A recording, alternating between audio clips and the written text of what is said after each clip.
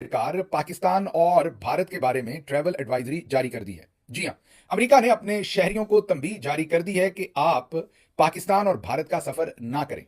ये travel advisory expect की जा रही थी कि पिछले हफ्ते के दरमियान में या शुरू में ही जारी हो जाएगी, लेकिन किसी वजह से ये जारी ना हुई। वो वजह ये थी कि अमेरिका कैलकुलेट कर रहा था, बहुत क्लोजली मॉनिटर कर रहा था और अमेरिका को लग रहा था कि शायद पाकिस्तान और भारत के दरमियान छोटी मोटी चपकलश भी नहीं होगी और ये मामला बातचीत से ही हल हो जाएगा।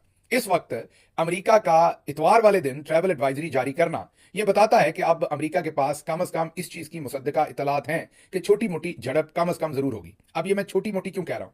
अगर एक बड़ी जंग की अमेरिका के पास इंफॉर्मेशन होती तो फिर वो इतना डिले ना करते, बहुत पहले ही अपने शहरियों को बता चुके होते कि आप वहां से निकल आए। जो इतना डिले किया है इसका मतलब है बैकएंड पर कहीं बातचीत हो रही होगी। और अब जो बातें कुछ नजम सेठी साहब और दूसरे लोगों ने जो तजिए किए हैं वो दुरुस्त होते नजर आ रहे हैं कि यही बात तय होगी कि थोड़ी सी आप छेड़खानी कर लीजिएगा, थोड़ी सी हम कर लेंगे और मामला खत्म हो जाएगा। क्योंकि वाशिंगटन डीसी में भी जो पंडित हैं, जो इन अफेयर्स को जानते हैं, वो यही समझते हैं कि पाकिस्तान और भारत के दरमियान कोई बड़ी जंग होने का खदशा नहीं है। छोटी मोटी सरहदी छेड़छाड़ या एयरफोर्स की छेड़छाड़ होगी, पहले शायद इंडिया रिस्पॉन्ड करे, फिर पाकिस्तान रिस्पॉन्ड करे और मामला तमाम हो जाएगा। जो खलके खुदा होती है वो बड़े बड़े जो स्कॉलर्स थिंक टैंक हैं, अमूमी तौर पर उनसे ज्यादा उनको वाइब का पता होता है। इसीलिए अगर आप पूरे पाकिस्तान के अंदर देखें तो लोग मीम्स बना रहे हैं। कहीं पर पाकिस्तान के अंदर ऐसी कोई जल्दबाजी नहीं है, लोगों को तिश्नगी नहीं है, कहीं पर आटा खत्म नहीं हुआ, चीनी खत्म नहीं हुई, लाइनों में लग के लोग राशन जो है उसको स्टॉक नहीं कर रहे। आल दो कि हुकूमत ने अपने ताई कश्मीर में लोगों को तंबीह की है कि वो 2 महीने का गालिबन राशन जो है वो जमा कर लें। मतलब कि हमारी हुकूमत की तरफ से कसर नहीं छोड़ी गई इस चीज की तरथली मचाने में। आपने देखा कि हमारे तमाम वुजरा जो हैं वो एटम बम फेंकने के भी ऐलानात अभी तक कर चुके हैं। मतलब आपको अभी तक दूसरी तरफ से एटम बम की धमकी अभी तक नहीं आई। आल दो कि वहां पर वॉर हिस्टेरिया बहुत ज्यादा है, जंग करने की ख्वाहिश बहुत ज्यादा है, पानी रोकने की ख्वाहिश है, इंसानी हकूक की तमाम चीजों को पामाल करने की ख्वाहिश उस तरफ बहुत ज्यादा है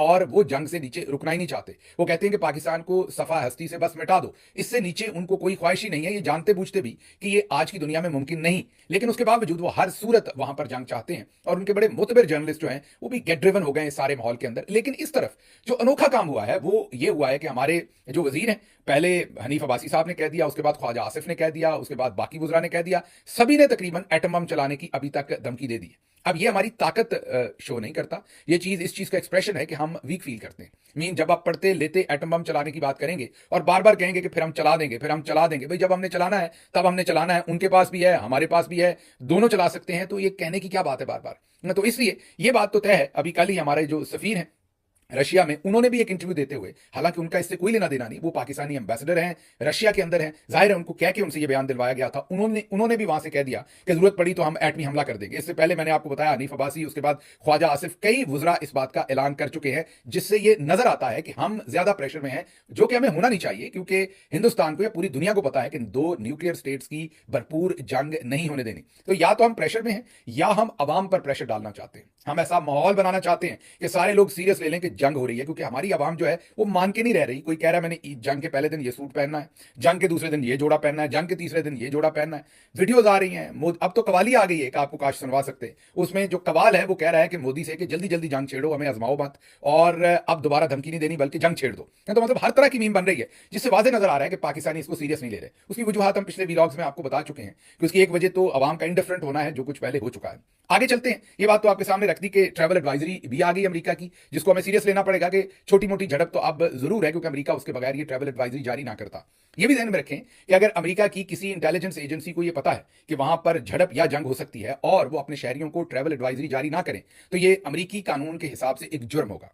कल को ऐसे तमाम लोग जो ऐसी इंफॉर्मेशन होने के बावजूद ट्रैवल एडवाइजरी जारी ना करें और वहां अमेरिकी शहरियों की जान चली जाए, तो यहां अमेरिका में उनके खिलाफ कार्रवाई होगी। तो इसलिए जैसे ही अमेरिका को इस बात का अब तयन हो गया, हतमी हो गया कि किसी ना किसी किस्म की छेड़खानी होनी है, तो उन्होंने फॉरेन ट्रैवल एडवाइजरी जारी की, क्योंकि वो अमेरिकी कानून के मुताबिक पाबंद हैं कि अगर उन्हें पता चले कि अमेरिकी शहरियों की जान को खतरा है तो वो उन्हें फौरन मुतला करे।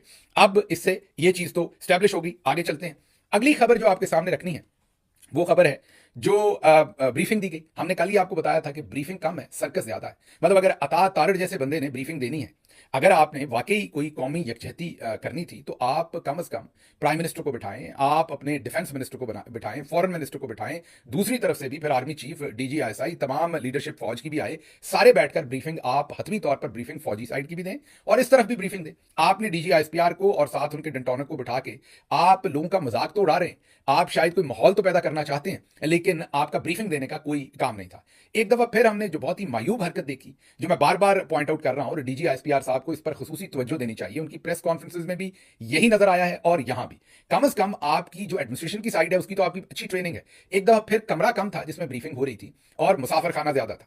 ऐसे लग रहा था कि वो मंठार बस सर्विस का कोई लारी अड्डा है जिसके अंदर लोगों को भरा हुआ है। ये जरा तस्वीर देखिए, एक तो ये मेन मेज है जिसके ऊपर सारे बैठे हैं, कौन कौन बैठा है वो मैं आपको बताता हूं, लेकिन ये जरा साइड की स्टोरी देखें। ये उसी कमरे की एक साइड है जहां पर पिछली लाइनों में, उससे पिछली लाइनों में, उससे पिछली लाइनों में सेनेटर्स, पार्लियामेंटेरियंस, पता नहीं किस किस को बिठाया, और वो ऐसे ही लग रहा है जैसे बस पकड़ के चूजों को किसी वैन में बंद कर दिया है। आपको हमने इंडिया से तस्वीरें दिखाई थी, पूरी दुनिया से देख लीजिए, ऐसी ब्रीफिंग्स किसी तरीके से होती हैं। कोई बड़ा कमेटी रूम ले लीजिए, आप असेंबली का ले लीजिए, सेनेट का ले लीजिए, कोई ऑडिटोरियम उधर पाक चाइना सेंटर के अंदर कर लीजिए। ये क्या इंफॉर्मेशन मिनिस्ट्री के अंदर ही करनी जरूरी थी? ये पीटीवी के अंदर ही करनी ये ब्रीफिंग जरूरी थी? तो हैरत है मुझे कि चले नून लीग वालों को तो ना वो पढ़े लिखे ना कोशिश करते हैं, डीजीआईएसपीआर साहब को और कुछ नहीं, अगर इन चीजों के बारे में इतना इल्म नहीं तो कम से कम एडमिनिस्ट्रेटिव उनकी कैपेसिटी तो है ना, फौज के अंदर ये तो सिखाया गया, वो लेफ्टिनेंट जनरल बने हैं तो यूनिट कमांड की ऊपर से ये सब कुछ उन्हें पता है कि कुर्सियां कैसे लगवानी है, बंदे कहां बिठाने हैं, इसका इंप्रेशन कैसे जाएगा। लेकिन एक डरबा था, बंदे पे बंदा चढ़ा हुआ था, बस ऐसे ही था कि जैसे मैंने आपको बताया कि लारी अड्डा है। अब जो लोग बैठे हुए थे, जो सर्कस वहां लगी, वहां जो सबसे आम शख्सियत बिल्कुल सामने डीजीआईएसपीआर के बैठे थे, तो उनके सामने बैठने की वजह से अहमियत आप समझ सकते हैं, और उससे आप ये भी समझ सकते हैं कि रियासत पाकिस्तान कितनी ज्यादा सीरियस और सिंसियर थी इस ब्रीफिंग के लिए। डीजीआईएसपीआर के बिल्कुल सामने वन एंड ओनली आबद शेर अली साहब बैठे हुए थे, तो इससे आपको अंदाजा हो रहा होगा कि ब्रीफिंग कितनी अहम थी। और उसके साथ कमरुज़्ज़मान कायरा साहब बैठे हुए थे, खुद मान चुके हैं कि मैं हार चुका हूं, मुबारकबाद दे चुके हैं जीतने वाले को, लेकिन फिर बैठे हुए हैं और फार्म 47 के ऊपर बैठे हुए हैं, मतलब चलें जीते नहीं लेकिन बैठे हुए हैं वहां पर फार्म 40। वो तो मजबूरी है कि कोई उनसे भी बड़ा घर पड़ गया जो फार्म 47 पर जीत गया, वरना वो सीट इनको मिलनी थी। कहने की बात यह है कि वो भी विराजमान थे। अब आगे परवेज खटक साहब, वो भी बैठे थे लेकिन सोए हुए थे। ये तस्वीर देखिए जरा, इसमें परवेज खटक साहब सोए हुए हैं, डीजी साहब ब्रीफिंग दे रहे हैं, बिल्कुल पहलू में बैठे थे, तो वो सो रहे थे। तो बस फिर वही बात है, जावेद चौधरी साहब दुरुस्ती कह रहे हैं कि सारे सोए हुए थे, सिर्फ डंटोनिक जाग पड़ा और उसने प्रेस कॉन्फ्रेंस कर दी जिससे काम खराब हो गया और भारतीय तैयारों को भागना पड़ गया। तो जो परवेज खटक साहब वाला अगर मामला रहा तो फिर तो ख्वाब खरगोश है। वो तो पास बैठे खराटे भी ले रहे थे, जो वहां कमरे में कोई शख्स था उसने कहा कि नन्हे मुन्ने खराटे भी परवेज खटक ले रहे थे, पास बैठे थे। अब नौशहरा में इनकी जमानत जब्त हो चुकी है, बदतरीन तरीके से हार चुके हैं, ये भी फॉर्म 47 पर मशीर बने बैठे हैं, तो इनको ब्रीफिंग देके कितना अहम काम किया रियासत में वो देख लीजिए। आगे नदीम अफजल चंद सरगोदा से हमारे बड़े दोस्त हैं, बड़ा एहतराम है, भाइयों की तरह हमारे जानने वाले हैं, लेकिन वो भी जाहिर है वहां से हारे हुए हैं, वहां पर कोई और जीता हुआ है। तो नदीम अफजल चंद साहब भी मौजूद थे, महमूद खान सवात से, वो भी जाहिर है फॉर्म 47 ही कह लीजिए, वो भी वहां से हारे हुए। राजा रेंटल, आपको पता ही है कितनी अहम शख्सियत है, उनको भी साथ बैठा, और भी बहुत सारे लोग थे, किस किस का मैं नाम लूं किस किस का ना लूं। तारिक फजल चौधरी भी बड़ी खतरनाक किस्म की शर्ट पहन के बैठे हुए थे, आजकल शायद वो वहां पर LGBTQ को सपोर्ट कर रहे होंगे, मीन मुझे नहीं पता, लेकिन ऐसी कोई बुरी बात नहीं, अगर आप सपोर्ट भी करें तो इसमें कोई मायूब बात नहीं है, क्योंकि उनका भी हक है इस सोसाइटी में रहने, और अगर आप उनको उनके एम्बेसडर हैं, मीन वो आपको पता है कि वो एक प्राइड परेड होती है पूरी दुनिया के अंदर, वो बड़े कलरफुल कलर्स होते हैं उसमें, तो उनमें से जो जो तकरीबन रेनबो से कलर की उनकी शर्ट थी, तो उससे मुझे लगा कि शायद वो इस चीज को बड़े अहम तरीके से सपोर्ट करेंगे। जून में होती है मेरा ख्याल, कहीं इन्होंने शर्ट शायद थोड़ी पहले पहन ली, लेकिन कोई उसमें मायूब बात नहीं, अच्छा किया अगर पहनी, सपोर्ट कर रहे हैं तो भरपूर करनी चाहिए, ये बुरी बात नहीं। तो ये दोस्त बैठे थे वहां पर, और भी मुझे चेहरे बहुत सारे नजर आए, तो इसका मतलब है कि सर्कस थी, कुछ सीरियसनेस नहीं थी। अब इससे अगली खबर की तरफ आपको लेके जाते हैं कि ये तो हो गया जिसमें मैंने आपको बताया कि ना सीनियर वजीर थे, ना मिलिट्री की सीनियर लीडरशिप थी, पर्पज ही नहीं था इस ब्रीफिंग को सीरियस बनाने का, ये एक हादसा था, मजाक था, शुगल था आवाम के साथ करने का, और कैजुअल लिया था, और आगे से फिर जाहिर है पार्लियामेंटेरियंस ने भी कैजुअली लेना था, पार्टीज ने भी कैजुअली लेना था। वहां पर मुझे फजल रहमान साहब भी नजर नहीं हो सकता हूं, लेकिन मुझे कम से कम वहां हो सकता है मेरी नजर ना पड़ी हो, लेकिन वो भी मुझे उस तरह से नजर नहीं आई, या उनकी स्टेटमेंट नजर नहीं आई, उनकी पार्टी से जरूर होगा। जी, अब चलते हैं अगली खबर की तरफ, और अगली खबर यह है कि बलूचिस्तान के अंदर जो बलोच लिबरेशन आर्मी है, जाहिर है दहशतगर्दी कर रहे हैं और इंतहा पसंदी कर रहे हैं, उन्होंने अब पुलिस वालों की तस्वीर जारी कर दी हैं। इन तस्वीर में जो पुलिस वाले हैं इनको कल्लात के इलाके से अगवा किया गया है, इनकी तस्वीर जारी की गई है। असल में इस सारे इलाके के अंदर नाके लगाकर इन पुलिस वालों को पकड़ा गया, और नाके लगाकर वहां पर तमाम सरकारी बिल्डिंग्स के ऊपर कब्जा किया गया, उनको आग लगा दी गई। सिर्फ थाना नहीं, हर तरह की सरकारी बिल्डिंग को उस इलाके के अंदर आग लगाई गई, उसके बाद इनको अगवा कर लिया गया। अब उन्होंने इनकी तस्वीर जारी की है और यह बताया है कि उनकी जो कोर्ट है बलूचिस्तान लिबरेशन आर्मी जिसको वो कहते हैं, उनकी जो कोर्ट है वो इनको सजा देगी या जो भी करना है वो फैसला करेगी। आप गौर कीजिए कि एक तरफ मुल्क जो है वो ईस्टर्न बॉर्डर के ऊपर क्या हो रहा है और वेस्टर्न बॉर्डर पे जाहिर है हिंदुस्तान ने एक्टिवेट किया होगा, लेकिन हमारी आप मेहरबानियां देखिए कि हमने इतनी मुद्दत गुजर गई और हमने जो बलूचिस्तान के अंदर इंडिया का किरदार है वो कौम के सामने ना रख सके और ना हमने रखना चाहा। इसमें कौन कौन जिम्मेदार है वो आप सबको पता है। किस किस ने ये जुर्म किया है कि जो कुछ बलूचिस्तान के अंदर हुआ वो लोगों के सामने नहीं रखा, और अब हमें याद आ रहा है, लेकिन अब कौन सुनेगा? अब तो हिंदुस्तान का मुकदमा सुना जा रहा है हर जगह पर। सो ये फेलियर किस किस की रजामंदी से हुआ, ये मुल्क को नुकसान किस किस ने पहुंचाया, ये मेरा ख्याल है सबको पता है, कहने की अब जरूरत नहीं है। अगली खबर आपके सामने रखते हैं कि आजाद कश्मीर चकोटी में एक बंकर के अंदर हॉस्पिटल बना दिया गया है, क्योंकि चकोटी ऐसी जगह है जो लाइन ऑफ कंट्रोल के बिल्कुल सामने है, तो फिर वहां पर लोगों का इलाज करने के लिए बंकर के अंदर हॉस्पिटल बनाया गया है। और उसके साथ साथ इलाके के मकीनों को यह कहा गया है कि 2-2 महीने का राशन जमा कर लें, शायद वहां पर ज्यादा खतरा हो जंग का, ये हमारे इल्म में नहीं है, लेकिन बहरहाल वहां पर ये मामला किए गए हैं। अगली खबर रूस से है। रूस ने सालसी की ऑफर की है। रूस ने कहा है कि अगर आप चाहें तो हम आपकी सालसी करवा सकते हैं। उन्होंने सालसी की ऑफर पाकिस्तान को और इंडिया दोनों को की है और कहा है कि कश्मीर के ऊपर हम आपकी सालसी करवा देते हैं, जो आपके मसाइल हैं इनको खत्म करवा देंगे।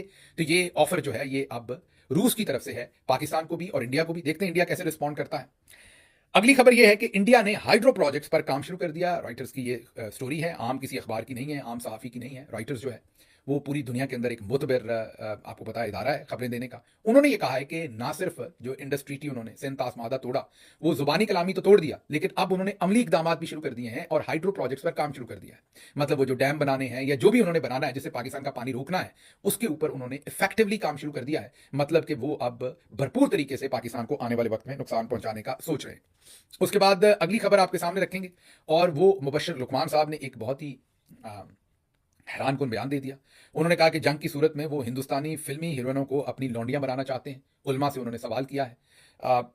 मायूब बात की है, मेरे ख्याल में उन्हें ये बात नहीं करनी चाहिए थी। आज का ज़माना 2025 ये मुनासिब नहीं है। कोई हमारी खवातीन के लिए ऐसे बात करे तो हमें बुरा लगेगा, इसी तरीके से हमें दूसरों की खवातीन के बारे में भी ऐसी बात नहीं करनी चाहिए। अब ऐसा कि इंडिया के अंदर ऐसी बातें नहीं हो रही, बिल्कुल हो रही हैं, वहाँ पर भी बहुत ही वॉर मॉन्गरिंग है, लेकिन हमें बेहतर स्टैंडर्ड सेट करने चाहिए। मेरा ख्याल है कि ये नेशनल टेलीविजन पर बैठ के या एक बड़े प्लेटफॉर्म पर बैठ के ऐसी बात जो है वो ना की जाए तो बेहतर है। इसका कोई फायदा नहीं है। घर में बैठ के कोई भी कुछ भी कह सकता है। मतलब उधर हिंदुस्तान बैठकर हम सबको मार दे बेशक, या सबके साथ ही ऐसा कर दे, सबको लौंडियां बना दे, तो क्या किसी के कहने से किसी ने किसी की लौंडी बन जाना है? तो इसलिए मेरे ख्याल में इज्तनाब करना चाहिए। इतनी हिस्टेरिया और नफरत जो है वो नहीं फैलानी चाहिए।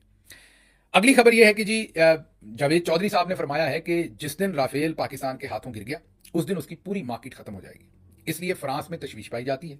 फ्रांस ने पाकिस्तान से गुजारिश की है कि राफेल को छोड़ देना, किसी और त्यारे पर अटैक कर देना। पहले मैं समझता था नालायकी है, लेकिन अब मुझे लगता है कि जावेद चौधरी साहब या तो भंग पीते हैं माजरत के साथ, या वो अपना कुश्ता खाते हैं, क्योंकि कोई भी शख्स अपनी सेंसेस में ये नहीं कह सकता कि राफेल जो है वो गिर गया तो उनका पूरे का पूरा, मतलब कि F-16 हमारा कभी नहीं गिरा कोई, या J-17 कभी नहीं कोई गिर सकता, या दूसरे जो मुल्कों के पास तैयारे, अमेरिका के पास F-35 है, दूसरे बड़े बड़े तैयारे वो गिरते हैं, आए रोज गिरते हैं। अभी हाल ही में अमेरिका का तैयारा जो है वो उधर समंदर में गिरा है, उनके बहरी बेड़े के करीब। तो क्या जब तैयारे गिरते हैं, या रशिया के कितने सारे तैयारे यूक्रेन वॉर के अंदर गिरे हैं, तो इसका मतलब है कि वो तैयारा बंद हो जाता है, उसका प्रोजेक्ट खत्म हो जाता है। मतलब हद है मुगालता राई की, हद है लोगों को बेवकूफ़ बनाने की, हद है गलत इंफॉर्मेशन देने की। लेकिन मुझे लगता है कि जावेद चौधरी साहब को शायद सुनने वाले भी दोस्त ऐसे ही हैं, वो सारे उतना ही जावेद चौधरी साहब को कॉन्फिडेंस है कि सारे ही मैं जो कह दूंगा वो मान लेंगे।